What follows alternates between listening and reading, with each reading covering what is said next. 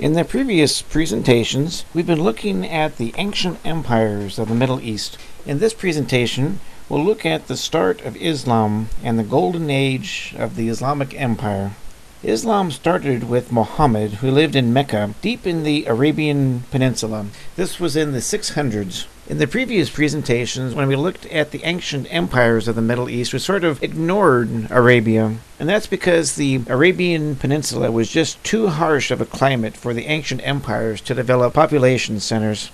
The developed portion of the Middle East in the 600s were controlled by the Byzantine Empire and the Sassanid Empire. The Sassanid Empire was a revival of the ancient Persian Empire. The center of the Sassanid Empire was in present-day Iran. The Byzantine Empire was a continuation of the Roman Empire, and there actually never was a Byzantine Empire.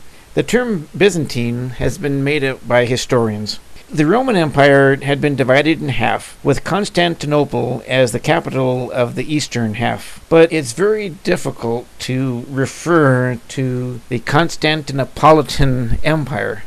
Fortunately, Emperor Constantine built his new city on top of a fishing village called Byzantium, so it's much easier to say Byzantine. And besides, the western part of the Roman Empire fell to the barbarians in the 500s, so the term Byzantine also serves to describe the eastern portion of the Roman Empire that continued after the fall of the western half. Now, in the early 600s, the Byzantines and the Sassanids fought a series of wars that weakened both sides, and neither really paid much attention to the Arabian Peninsula, because it was such a barren land it was incapable of sustaining human lives or development.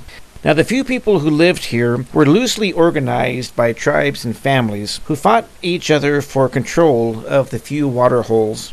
The land of Yemen to the south was different. The mountains in this region actually collected rainwater so farms could flourish. They grow coffee here today, and I think that this was the place where they figured out that they could make a drink from the coffee bean. Now, Mecca was a city on the caravan route between Yemen and the cities to the north. Mecca was, in fact, the most important city on this trade route. Mecca was also an important religious city because of the Kaaba, the black stone. Travelers from all over the world placed their idols on this stone. There is even a figurine of the Mother Mary and Jesus. People on the Arabian Peninsula made regular religious pilgrimages to the Kaaba. So Muhammad came from a forgotten part of the world. But within that region, he came from one of the most important cities, and he also came from the family that ruled that city. Muhammad often walked alone in the hills outside of Mecca. On one of these lonely sojourns, he claimed to have met with the angel Gabriel. As a Christian, I say that Muhammad claimed that. I suppose that if I accepted the claim that Muhammad talked to a messenger of God, then I would have to become a Muslim. Now, there are hundreds of millions of devout Muslims all over the world who believe that Muhammad did actually speak to God's messenger. Now, we can dispute over whether Muhammad did talk to Gabriel or whether he spoke to some other entity. We could go on and on about that. But one thing that we cannot dispute is that Muhammad made a profound and lasting impact on the world. Muhammad wrote down his revelations, and these, along with his interpretation of the Old Testament, became the Quran. He told people in Mecca what he had seen and heard. His wife, Khadijah, believed him, and she is revered today by Muslims as the first convert to Islam. But few other people believed him, and they forced Muhammad, along with his wives and his few converts, to leave Mecca. They traveled north to the city of Yathrib, which later became known as Medina. This journey is known as the Hijra, and the year when it occurred is regarded as the first year of the Muslim calendar. It's important because you have the creation of the Muslim community, the Ummah. When they came to Medina, many more people accepted Muhammad's teaching. Ironically, Muhammad wanted to work with the Jewish people in Medina. He even told his followers to pray facing Jerusalem. But there was a disagreement. Some say that Muhammad massacred the Jews. Others say that he simply forced them to leave the city. Then Muhammad commanded his followers to pray facing towards Mecca, which, being in Medina, meant that they were turning their back on Jerusalem.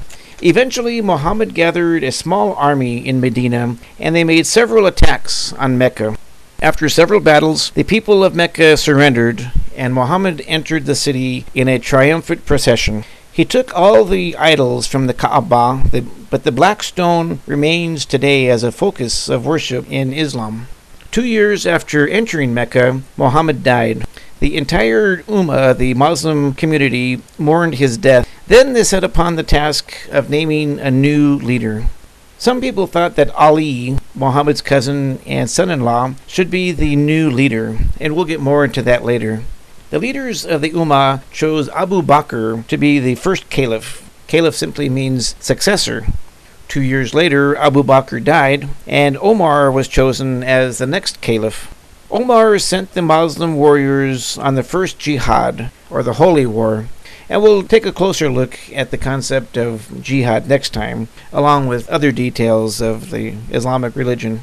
If the Muslims had stayed in Arabia, their religion would have eventually died out.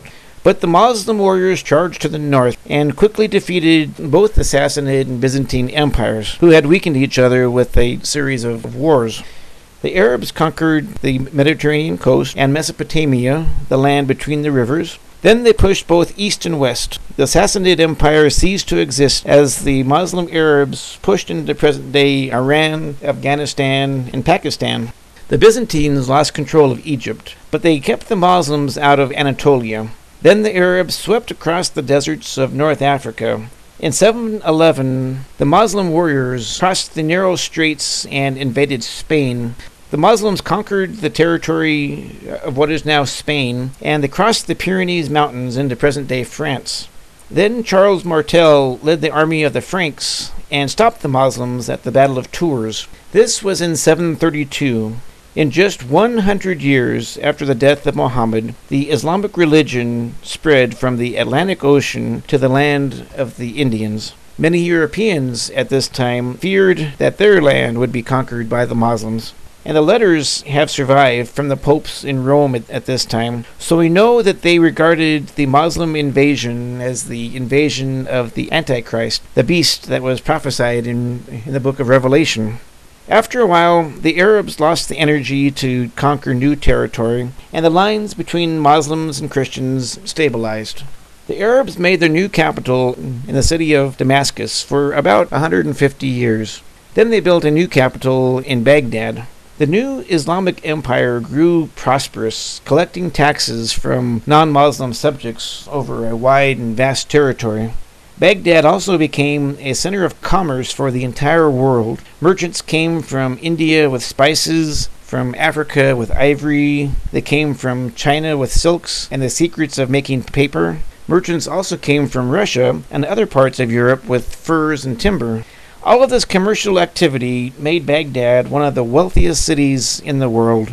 This allowed the caliphs to fund artists and scholars. Arab scientists excelled in astronomy and mathematics. This is where they came up with the principles of algebra, which comes from the Arabic word al-jibra, or the balance.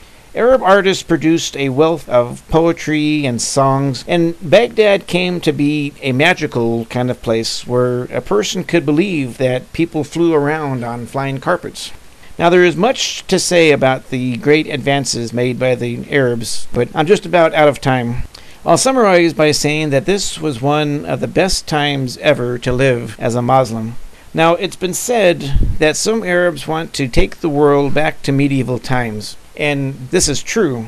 Muslims exerted great influence and power in medieval times, and there are many Muslims who would love to return to these days.